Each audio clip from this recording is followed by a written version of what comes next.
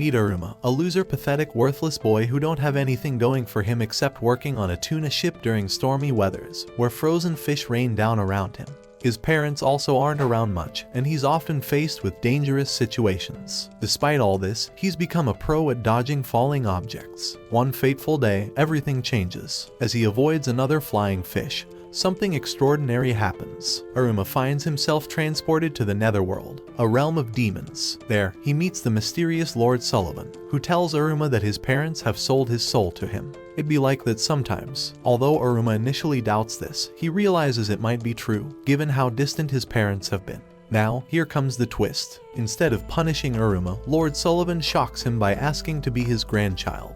You see, Lord Sullivan had always longed for a family but couldn't have one. Aruma's heart melts as he's unable to refuse the request. Saying no is his greatest challenge. Despite the eerie circumstances, he agrees to be Lord Sullivan's grandson. Excitement fills the air as Lord Sullivan showers Aruma with gifts and promises to enroll him in a demon school. But there's a catch. Aruma must keep his human identity a secret. Demons might want to feast on him if they discover the truth. To hide his scent, Lord Sullivan sprinkles him with a special perfume. At the Babel's Demon School's entrance ceremony, Aruma must blend in and avoid standing out. But it seems destiny has other plans. Lord Sullivan proudly introduces Aruma to everyone as his prized grandson. And guess what? It turns out that Lord Sullivan is the powerful chair demon of the school. Asmodeus Alice, the super popular student, is all set to become the new student representative. The girls can't help but swoon over him. Somehow Aruma gets called up to the stage instead. Don't worry, it's not a mistake. Lord Sullivan, Aruma's grandfather, prepared a special spell to prevent him from tripping and falling during his speech. However, reciting the spell wrong could have been disastrous for Aruma. Asmodeus is heartbroken as Aruma steals his spotlight.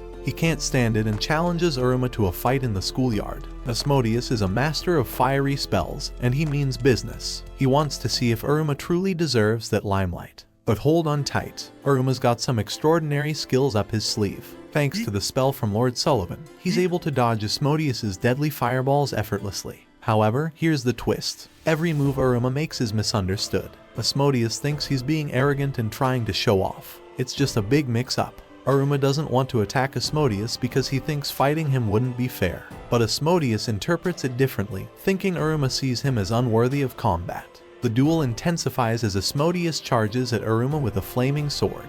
But Aruma expertly parries the attack, accidentally redirecting it toward a bystander named Aiko. Quick on his feet, Aruma jumps into action and unexpectedly grapples Asmodeus with a German suplex. It's a jaw-dropping move, and the duel ends in a way no one expected, all thanks to Aruma's spell. News of the duel spreads like wildfire, and Aruma becomes the talk of the school. Lord Sullivan couldn't be prouder of his grandson's amazing finishing move. But Aruma feels guilty for unintentionally humiliating Asmodeus. Surprisingly, Asmodeus takes the loss gracefully and pledges his loyalty to Aruma, following the ancient demon law. He's moved by Aruma's kindness, especially when Aruma carries him to the infirmary after the duel. Asmodeus even cheerfully offers to support Aruma in his quest to rule over the school. Meet Caligo, a strict teacher at Babel's with strong beliefs about how students and teachers should behave. He's already got a negative impression of Aruma, associating him with his loud and inconsiderate grandfather. Aruma has always been praised for being easygoing and obedient, but sometimes people take advantage of his kind nature. He can't understand why his parents would sell him off to a demon, though. It's a puzzling and challenging situation for him.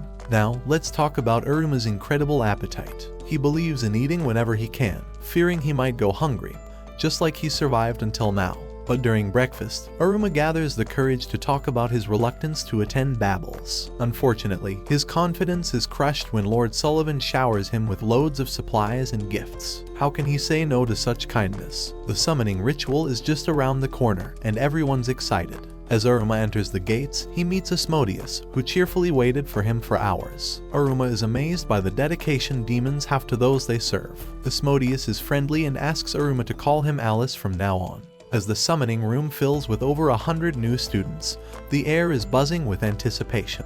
Each student will summon their own familiar, which will reveal their demon capabilities. But Aruma is preoccupied with a troubling thought. Do familiars eat humans? Amidst the crowd, Aiko spots Aruma and tries to approach him. However, the arrival of Caligo, the strict teacher, hushes the students instantly. Despite his claim to be dignified, Caligo doesn't hesitate to single out Aruma and Sabnok, insinuating that they're worthless and he wishes to eliminate them through this ritual. He threatens to expel all failures, creating a tense atmosphere. Caligo proceeds with a demonstration, but he abruptly stops it, leaving the students with just enough information. To summon their familiars, they must draw a circle of blood over a parchment pentagram and hold it over a flame within a larger pentagram. Caligo offers his seal-marked parchment to the students for the summoning. Asmodeus, ever the loyal friend, offers to challenge Caligo for his animosity towards Aruma, but Aruma quickly stops him. Instead, Asmodeus steps forward to summon his familiar. A magnificent gorgon snake emerges from the flames and wraps itself around him. Aruma congratulates him, but Asmodeus believes Aruma's familiar will be even more amazing. Now it's Aruma's turn. He doesn't have magical capabilities like the other demons, so he fears his familiar will be a failure. He even considers being expelled for his lack of powers. Asmodeus warns Aruma about Clara, but when a teacher leaves them in charge of her, they can't escape the magical chaos that awaits. Clara playfully nicknames them Aa and Aruma Kai. With her mountain of items, ranging from cute to scary, Clara introduces herself with infectious excitement. Asmodeus suggests they run away, but Aruma can't say no to Clara's polite request to play with her. He just can't turn down anyone, no matter how degrading the task may be. Asmodeus is worried for Aruma but reluctantly agrees to join the game when Aruma invites him. As they play, Aruma stumbles upon a mysterious building with chained doors. But before he can explore further, Clara's boundless energy keeps them entertained until they're completely exhausted. To replenish their energy, Clara offers snacks and drinks, using her unique ability to create anything she's seen before. Soon, 3 other students arrive, asking Clara for treats. She explains that they pretend to be her friends, but they're just using her for her magical abilities and secretly mocking her. Clara reveals that Asmodeus and Aruma are the first ones to genuinely play with her. Grateful for their friendship, she asks if they'll play with her again, and of course, Aruma agrees wholeheartedly. The next day, the trio reunites for another playtime. This time, Clara and Asmodeus are getting along splendidly, joking like true friends. However, Aruma starts feeling uneasy as Clara showers them with gifts, worried that she's doing it to prevent them from leaving. In the halls, Clara overhears the 3 students talking negatively about her, calling her convenient and stupid. Hurt by their words, she fears Aruma will also grow tired of her soon. But Aruma's heart is full of compassion, and he assures her that he genuinely enjoys playing with her, even without the gifts. Clara is overjoyed, as it's the first time someone has asked her to play without expecting something in return. When the mocking students return, asking for drinks, Clara reacts with unexpected magic. She summons a crashing soda machine, standing up for herself and showing that she won't tolerate being used anymore. After Asmodeus takes care of the students bothering Clara, he returns to Aruma all scraped up. But despite his appearance, Asmodeus assures Aruma that the situation is under control. Before they can talk further, Clara surprises Asmodeus with colorful slime balls, initiating a paint fight. With laughter and fun, Clara invites Aruma to join, and they become an unstoppable trio. Now, Aruma and his friends walk together to school every day, with Lord Sullivan congratulating Aruma on making friends. However, Aruma hesitates to call them friends because he's never truly had any before. At school, they gather in the cafeteria for lunch, where Aruma notices a wall displaying ranks determining the portion size students can order. Since Aruma doesn't know what to choose, Asmodeus offers to share with him, ensuring they always enjoy their meals together. One day, Caligo, the strict teacher, enters the cafeteria, but he's taken aback by Aruma's presence. Clara quickly introduces herself and gives Caligo the hilarious nickname Eggy-sensei. She even convinces Aruma to summon Caligo as his familiar, causing quite a commotion and leaving Caligo with a debt to pay. As classes approach, Aruma, Asmodeus, and Clara eagerly hope they'll be placed in the same class. While enjoying ice cream together, Aruma asks if he can call them his friends, even though they're unfamiliar with the term. Aruma realizes that demons don't have the concept of friendship, but Asmodeus and Clara are curious to learn more about it. Playfully, they compete for the title of Aruma's #1 friend. In a surprising twist, Lord Sullivan arranges for them to be in the same class. To keep Aruma from standing out, they end up in the class meant for the not-so-smart students. As the classes are assigned, Aruma worries about being placed with troublemakers, but Asmodeus reassures him that as long as they're together, they'll handle anything. The trio faces an adventurous challenge when they struggle to find their classroom. A mysterious golden arrow leads them deep underground, past a trash dump, to their separated classroom.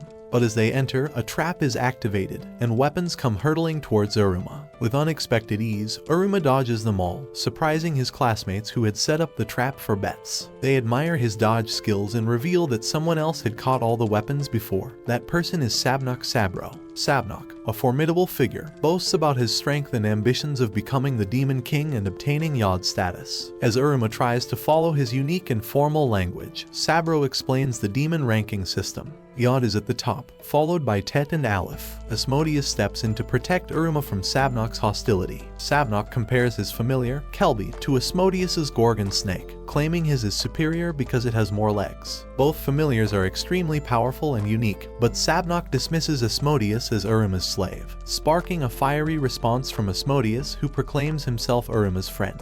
Caligo, the strict teacher, arrives, demanding silence. He leads the class outside for a game of capture the flag or a race that will determine their ranks as demons. He explains the available paths, Warbling Valley and Cutthroat Valley. With wings set to go, Uruma finds himself pushed off the promontory by Caligo to hurry him along. Clara rides on Asmodeus's back, and Sabnok encounters the Guardian's nest, engaging in battle. Meanwhile, Uruma is saved by a helpful demon crow and dropped off at the nest where he finds the Guardian's wounded child. Uruma's kindness shines as he offers to help and heals the little creature with his own blood. Sabnok's dream of becoming the Demon King isn't driven by a tragic backstory, but simply because it's the coolest title a demon can have. During their intense battle with the Guardian, Uruma steps in to save Sabnok, proving his worth as a rival. While Asmodeus and Clara reach the flag first, Uruma and Sabnok arrive last, riding atop the Cutthroat Valley Guardian. As punishment for their late arrival, they're made to sit and repent. Even though befriending the Guardian is impressive, Caligo doesn't seem to care much. Next, the students pick pins from the rank owl's pocket, determining their ranks based on their performance in the trial. Asmodeus gets Dalit, Clara gets Gimel, and Sabnok pulls Bet. However, Uruma's ring causes chaos as it hungers for magical power, leading the rank owl to fly away in distress. The ring on Uruma's hand releases a sentient black flame, threatening to attack everyone nearby. Thinking quickly, Uruma and Clara try to soothe the creature to calm it down. But just as Caligo is about to take drastic action, Lord Sullivan arrives and infuses the ring with his power. Lord Sullivan reveals the ring's name, the Gluttonous Feeder Ring. Later, after all the trials, Uruma is ranked as an Aleph, a remarkable achievement for a human in the demon world. Uruma arrives at school in style thanks to Lord Sullivan.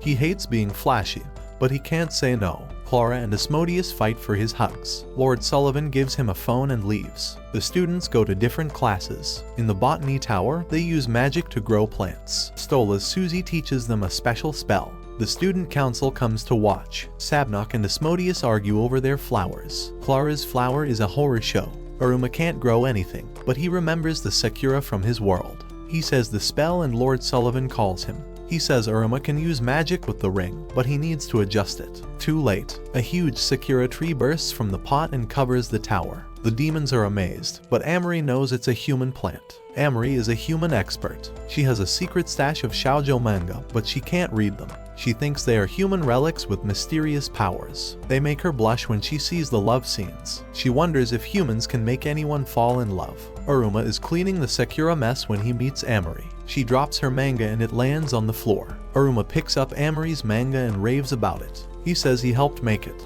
Amory is shocked, but also curious. She wants him to read it to her. Amory and Uruma read manga in her office. Amory gives him her number for more reading sessions. She likes him more and more. Opera asks Uruma if he wants to go back to his world. Uruma doesn't know. He never thought about it. Opera says he can go back if he becomes a strong demon. Amory tries to act like a human girl from the manga. She invites Uruma to see her again, but she feels shy. Clara and Asmodeus see Uruma leaving with Amory. They are jealous and suspicious. They follow them secretly. They see them reading manga together. Clara thinks Amory is stealing Uruma. Asmodeus thinks Amory is blocking Uruma's path to rule the school. Amory and Uruma talk about their dreams. Amory says she wants to make the school better for everyone, but she blushes when she says it. She asks Uruma what his dream is. Uruma realizes he doesn't have one. He needs one as a demon. Clara thinks Amory is taking Uruma away from her and Asmodeus. She joins a seduction class for succubi, hoping to make Uruma love her.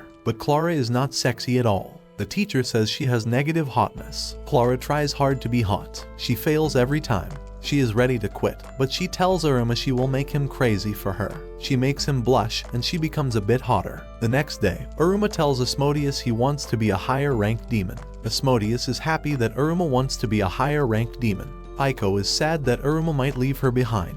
Asmodeus takes Iruma to the gym. He tells him about the rank exams. The next one is Execution Cannonball, a deadly game like dodgeball. They practice with cursed puppets. Sabnok and the others join them. Iruma sees how strong they are. He knows he needs more training. Asmodeus tells him to train with Lord Sullivan. Lord Sullivan shows Iruma a spell to throw things hard. Iruma says he feels bad for using magic. Lord Sullivan makes his hands stronger for catching balls. Opera trains him instead. Opera is tough, but Iruma learns to catch, not just dodge. Asmodeus and Clara come to cheer him on. Iruma gets better fast, but he still can't catch a ball. The day before the exam, he catches one ball. The last number of your like is who powers you get. Comment who you got. Don't forget to subscribe for more anime recaps.